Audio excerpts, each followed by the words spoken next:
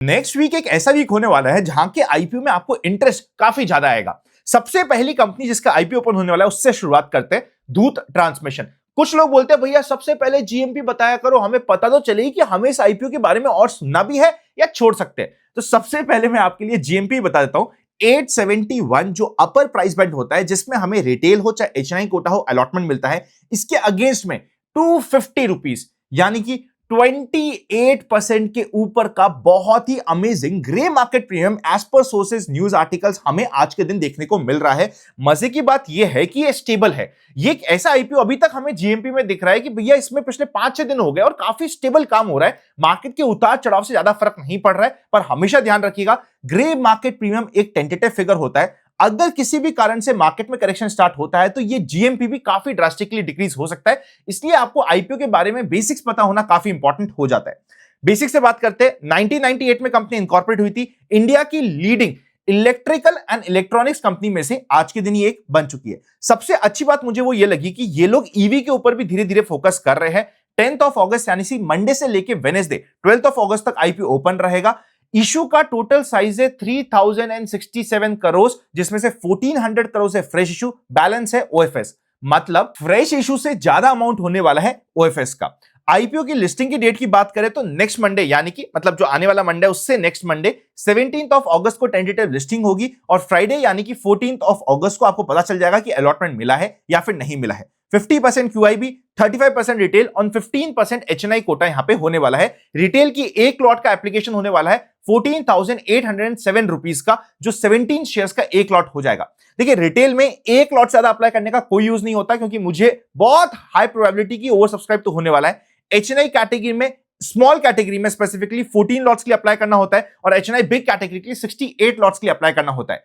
हर category का जो lowest amount होता है जो आपको उस कैटेगरी के लिए एलिजिबल करता है, उतना ही आपको शेयर के अलॉटमेंट के लिए अप्लाई करना होता है। उससे ज्यादा अप्लाई करने में बहुत ज्यादा आपको कुछ बेनिफिट नहीं होने वाला अगर आईपीओ ओवर सब्सक्राइब हो जाता है तो। रिसेंटली अभी मनीपाल का आईपीओ आया था, वहां पे ओवर सब्सक्रिप्शन नहीं था, तो वहां पे फायदा हो रहा था कि अगर आपको किसी में अलॉटमेंट चाहिए और आपने एचएनआई में अप्लाई कर दिया तो जितना अप्लाई करोगे भाई साहब इतना अलॉटमेंट मिलेगा, बिकॉज सब्सक्राइब ही नहीं हुआ है पूरा। तो इस चीज को ध्यान रखिएगा।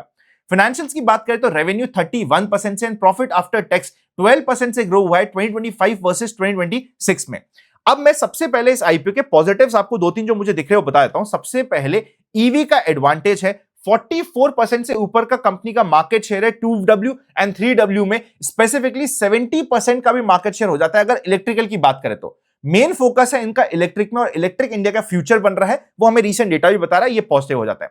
सेकंड, 4,500 करोड़ के ऊपर का रेवेन्यू आया है और अगर हम 2024 से कंपेयर करें तो वहां पे 2,700 करोड़ का रेवेन्यू था, तो एक अच्छी जंप आई है। रफली 63% की ग्रोथ आई है 2 सालों में। फाइनली आईपीओ का जो पैसा है उसका यूटिलाइजेशन की बात करें, जो 1400 करोड़ फ्रेश इशू है उसमें से 767 करोड़ होने वाला है रिपेमेंट ऑफ डेट में, 150 करोड़ होने वाला है कुछ नए प्लांट लगाने में हरियाणा और तमिलनाडु में। डेट रिडक्शन इंटरेस्ट को कम करेगा, नए प्लांट एक्सपेंशन को सपोर्ट करेगा, तो ये इसके कुछ पॉजिटिव्स हो जाते हैं। नेगेटिव की बात करूं तो यहां पे सबसे पहला नेगेटिव है कि इनके जो टॉप 5 कस्टमर्स होते हैं उनसे 72.5% का रेवेन्यू आता है। मतलब कंसंट्रेशन रिस्क बहुत ज्यादा है। बजाज ऑटो सिंगल नाम की बात करें तो सिंगल नाम से 1/3 टोटल रेवेन्यू जो फाइनेंशियल ईयर 2026 आया है उसका 1/3 रेवेन्यू बजाज ऑटो ने दिया है, तो ये इनके लिए नेगेटिव हो जाता है। सेकंड, प्रॉफिट ग्रोथ रेवेन्यू की ग्रोथ की जितनी नहीं हुई है। अगर हम रेवेन्यू की ग्रोथ की बात करें तो 63% हुई है, पर पैट इसी 2 सालों में सिर्फ 33% से ग्रो हुआ है, तो प्रॉफिट इनको कॉम्प्रोमाइज करना पड़ रहा है अपने रेवेन्यू बढ़ाते हुए। देखो जिस भी कंपनी को, सबसे शानदार कंपनी वो होती है जो अपना रेवेन्यू बढ़ाते हुए प्रॉफिट परसेंटेज सेम कर सके। उससे कम अच्छी कंपनी वो होती है जो एटलीस्ट रेवेन्यू तो बढ़ा रही है, प्रॉफिट का अमाउंट बढ़ रहा है पर परसेंटेज कम हो रहा है, इट्स ओके। और अगर यहां पे प्रॉफिट कम हो रहा है, रेवेन्यू सिर्फ बढ़ रहा है, तो ये हमारे लिए जुमला होता है, ये हमें पता होना चाहिए। यहां पे ये कहीं मीडियम कैटेगरी में आता है, बिकॉज इनका रेगुलरली जो पैट का परसेंटेज है वो रिड्यूस हो रहा है, ये नेगेटिव पॉइंट होता है।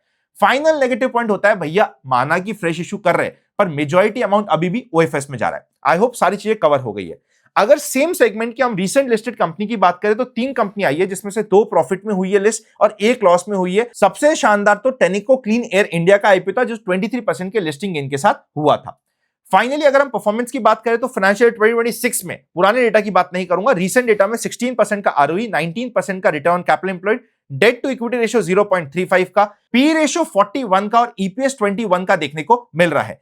पी रेशियो 41 का है, ध्यान रखिएगा। अब हमें इसको कंपेयर करना पड़ेगा इसके पीयर से कि भैया पीयर्स के कंपैरिजन में यहां पे हमें कैसा पी मिल रहा है। अगर हम पीयर से बात करें तो मिंडा 46 का, ऊनो 56 का, मदरसन सुमी 43 का एंड सोना बीएलडब्ल्यू 74 का।